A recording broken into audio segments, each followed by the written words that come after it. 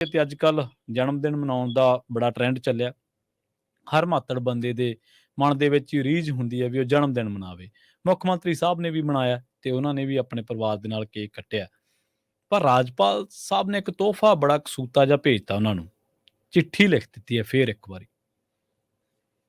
ਪ੍ਰਵੀਨ ਜੀ, ਮੁੱਖ ਮੰਤਰੀ ਭਗਵੰਤ ਮਾਨ ਹੋਰਾਂ ਦਾ ਜਨਮ ਦਿਨ ਸੀ ਤੇ ਜਨਮ ਦਿਨ ਮਨਾਉਣ ਲਈ ਇਸ ਵਾਰ ਉਹ ਆਪਣੇ ਜੱਦੀ ਪਿੰਡ ਸਤੌਜ ਪਹੁੰਚੇ ਤੇ ਉੱਥੇ ਉਹਨਾਂ ਨੇ ਸਵੇਰੇ ਪਰਿਵਾਰ ਸਣੇ ਗੁਰੂ ਘਰ ਮੱਥਾ ਟੇਕਿਆ, ਜੀ ਪ੍ਰਸ਼ਾਦਾ ਪੰਗਤ 'ਚ ਬੈਠ ਕੇ ਪ੍ਰਸ਼ਾਦਾ ਛਕਿਆ ਤੇ ਉੱਥੋਂ ਹੀ ਕੁਝ ਵੱਡੇ ਐਲਾਨ ਕੀਤੇ ਕਿ ਸਵੇਰ ਨੂੰ ਵੱਡੀ ਗਿਣਤੀ 'ਚ, ਹਜ਼ਾਰਾਂ ਦੀ ਗਿਣਤੀ 'ਚ ਨੌਜਵਾਨ ਸਹੁੰ ਚੁੱਕਣਗੇ, ਅਰਦਾਸ ਕਰਨਗੇ।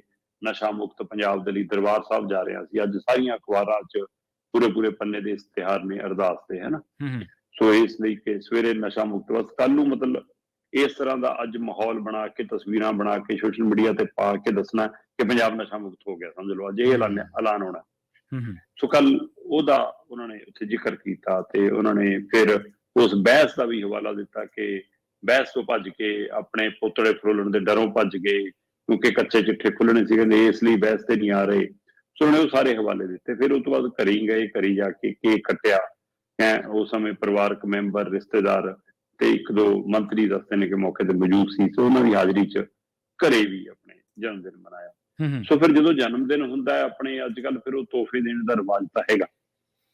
ਸੋ ਹੁਣ ਉਹ ਚਾਹੇ ਮਤਲਬ ਜਿਹੜਾ ਬਾਜ਼ਾਰ ਨਹੀਂ ਜਾ ਸਕਦਾ ਉਹ ਫਿਰ ਲਿਫਾਫੇ 'ਚ ਸ਼ਗਨ ਪਾ ਕੇ ਦੇ ਦਿੰਦਾ ਤੇ ਰਾਜਪਾਲ ਵਰਗਾ ਉਹ ਤੋਂ ਵੀ ਸਿਰਿਆ ਮਿਲਾ ਉਹਦਾ ਲਿਫਾਫੇ ਚਿੱਠੀ ਪਾ ਕੇ ਦੇ ਦਿੰਦਾ, ਸੋਇਲੇ ਨੇ ਚਿੱਠੀ ਭੇਜਦੀ ਜੀ। ਸੋ ਰਾਜਪਾਲ ਦੀ ਜਨਮ ਦਿਨ ਤੇ ਆਈ ਤੋਹਫੇਨੁਮਾ ਚਿੱਠੀ ਨੇ ਇੱਕ ਵਾਰ ਫਿਰ ਪੰਜਾਬ ਸਰਕਾਰ ਨੂੰ ਸਵਾਲਾਂ ਦੇ ਘੇਰੇ 'ਚ ਜਾ ਖੜਾ ਕੀਤਾ।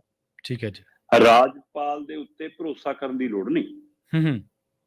ਰਾਜਪਾਲ ਦੀ ਮਨਸ਼ਾ ਬਿਲਕੁਲ ਸਪਸ਼ਟ ਸਾਫ਼ ਹੈ ਕਿ ਉਹ ਬੀਜੇਪੀ ਦੇ ਲੀਡਰ ਦੀ ਭੂਮਿਕਾ ਨਿਭਾ ਰਿਹਾ ਹੈ। ਉਹ ਬੀਜੇਪੀ ਦੀ ਧਿਰ ਦੀ ਭੂਮਿਕਾ ਨਿਭਾ ਰਿਹਾ ਹੈ।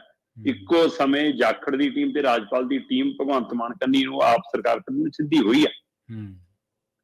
ਪਰ ਉਹ ਜਿਹੜਾ ਨੁਕਤਾ ਫੜਦਾ ਨੁਕਤੇ ਦਾ ਸਿਰਾ ਬੜਾ ਕਮਾਲ ਦਾ ਹੁੰਦਾ ਜੀ। ਅਗਲਾ ਕਹਿੰਦਾ ਵੀ ਮੈਂ ਤਾਂ ਕੁਛ ਕਹਿ ਹੀ ਨਹੀਂ ਰਿਹਾ ਤੈਨੂੰ, ਮੈਂ ਤਾਂ ਇਹੀ ਪੁੱਛਿਆ ਕਿ ਜਿਹੜਾ ਹਿਸਾਬ ਤੂੰ ਦਿੱਤਾ ਉਸ ਹਿਸਾਬ 'ਚ 10,000 ਕਰੋੜ ਦਾ ਫਰਕ ਕਿਉਂ ਹੋਇਆ ਦੱਸ ਦੇ ਬਸ। ਉਹ ਅੱਛਾ, ਹੁਣ ਜਾਂ ਤਾਂ ਤੁਸੀਂ ਕਹੋ ਕਿ ਰਾਜਪਾਲ ਝੂਠ ਬੋਲਦਾ ਕਿ ਆਪਣੇ ਆંકੜੇ ਰੱਖੋ, ਜਾਂ ਰਾਜਪਾਲ ਦੇ ਆંકੜੇ ਦੇ ਵੱਲ ਨਾ ਜਵਾਬ ਦੇਣਾ ਪਊਗਾ। ਹੁਣ ਹਾਂਜੀ ਰਾਜਪਾਲ ਦੀ ਬਾਰ-ਬਾਰ ਮੰਗ ਤੋਂ ਬਾਅਦ ਆਖਰ 4 ਅਕਤੂਬਰ ਨੂੰ ਮੁੱਖ ਮੰਤਰੀ ਭਗਵੰਤ ਮਾਨ ਹੋਰਾਂ ਨੇ ਹਿਸਾਬ ਕਿਤਾਬ ਕਰਕੇ ਭੇਜਤਾ ਕਿ ਇੰਨਾ ਅਸੀਂ ਲੋਨ ਦਾ ਵਿਆਜ ਤਾਰਤਾ, ਇੰਨਾ ਅਸੀਂ ਮੂਲ ਤਾਰਤਾ, ਇੰਨਾ ਪੰਜਾਬ ਦੇ ਖਜ਼ਾਨੇ 'ਚ ਆ ਗਿਆ, ਇੰਨਾ ਅਸੀਂ ਕਰਜ਼ਾ ਲਿਆ ਤੇ ਇੰਨਾ ਅਸੀਂ ਆਹ ਕੰਮ ਕਰਤੇ ਤੇ ਲਓ ਜੀ ਹਿਸਾਬ ਕਿਤਾਬ ਭੇਜਤਾ। ਤੇ ਰਾਜਪਾਲ ਜੀ ਕਹਿੰਦੇ ਕਿ ਬਿਲਕੁਲ ਝੂਠ ਹੈ ਜੀ ਤੁਹਾਡਾ ਹਿਸਾਬ ਕਿਤਾਬ। ਕਹਿੰਦੇ ਤੁਸੀਂ ਕਹਿੰਦੇ ਹੋ ਕਿ ਅਸੀਂ ਪਿਛਲੇ ਸਾਲ 2022-23 ਦੇ ਵਿੱਚ 23,835 ਕਰੋੜ ਦਾ ਕਰਜ਼ਾ ਲਿਆ, ਪਰ ਕਹਿੰਦੇ ਆਹ 4 ਤਰੀਕ ਦੇ ਹਿਸਾਬ ਭੇਜਣ ਤੋਂ ਬਾਅਦ ਜਦ ਤੱਕ ਹੁਣ ਮੈਂ ਹਿਸਾਬ ਲਾਇਆ ਤੇ ਕਹਿੰਦੇ ਮੇਰੇ ਹਿਸਾਬ 'ਚ ਤਾਂ 33,886 ਕਰੋੜ ਦਾ ਕਰਜ਼ਾ ਬਣਦਾ। 10,000 ਕਰੋੜ ਤੋਂ ਵੱਧ ਦਾ ਗੋਲਮਾਲ ਕਿਉਂ?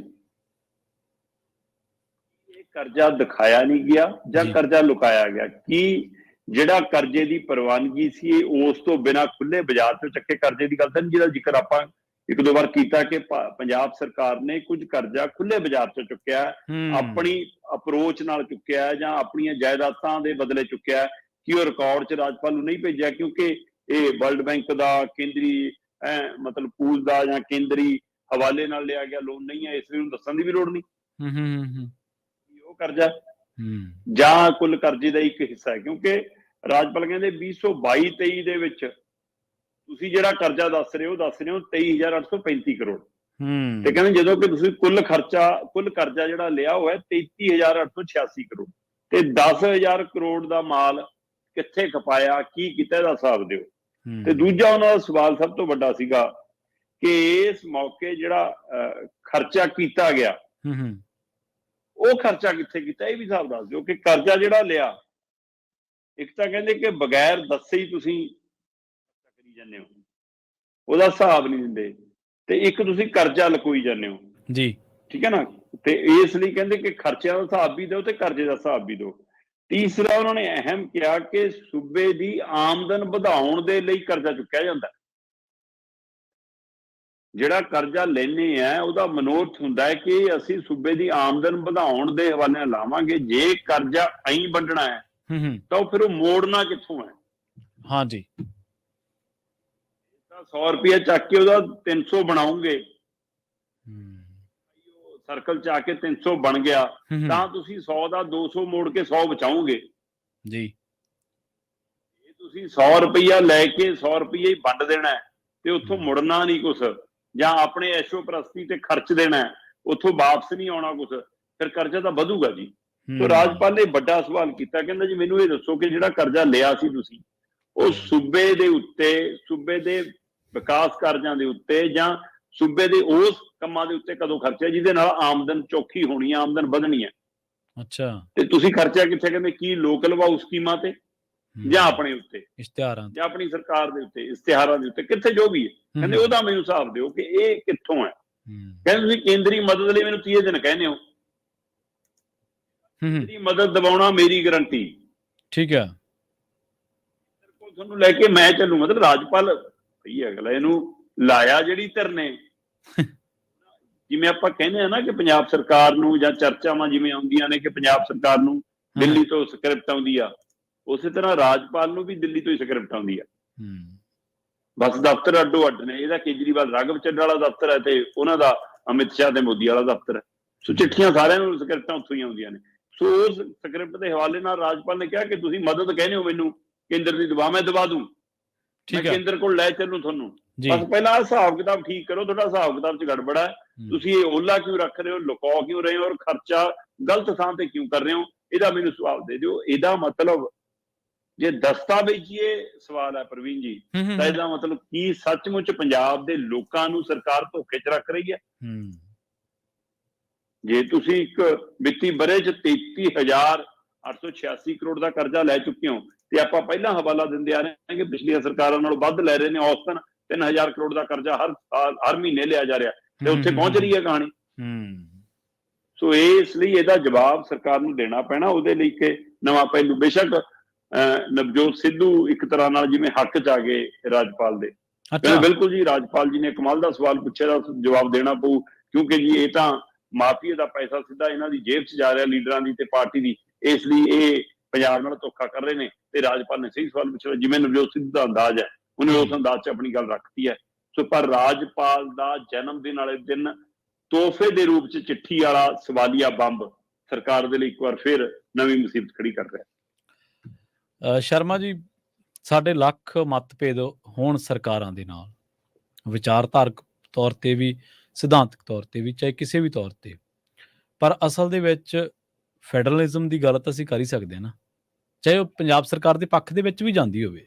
ਤੁਸੀਂ ਇਸੇ ਕਰਕੇ ਇਸ ਖਬਰ ਦੇ ਉੱਤੇ ਇੰਨੀ ਚਰਚਾ ਕੀਤੀ ਆ, 5-7-8 ਮਿੰਟ ਲਾ ਦਿੱਤੇ ਆ ਕਿ ਉਹਨਾਂ ਦੀ ਮਨਸ਼ਾ ਜਿਹੜੀ ਆ ਉਹ ਸਹੀ ਨਹੀਂ ਹੈ।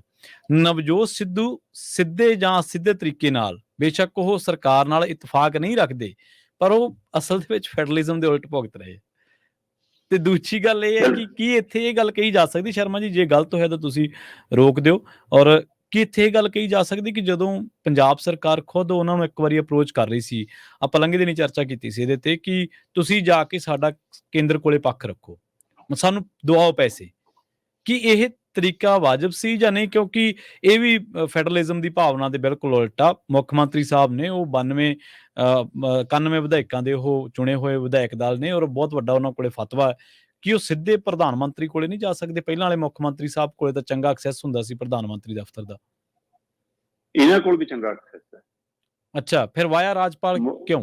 ਮੁੱਖ ਮੰਤਰੀ ਭਗਵੰਤ ਮਾਨ ਹੋਰਾਂ ਕੋਲ ਵੀ ਭਾਜਪਾ ਦੇ ਦਰਵਾਜ਼ੇ ਤੇ ਜਾਣ ਦਾ ਸਿੱਧਾ ਐਕਸੈਸ ਹੈ।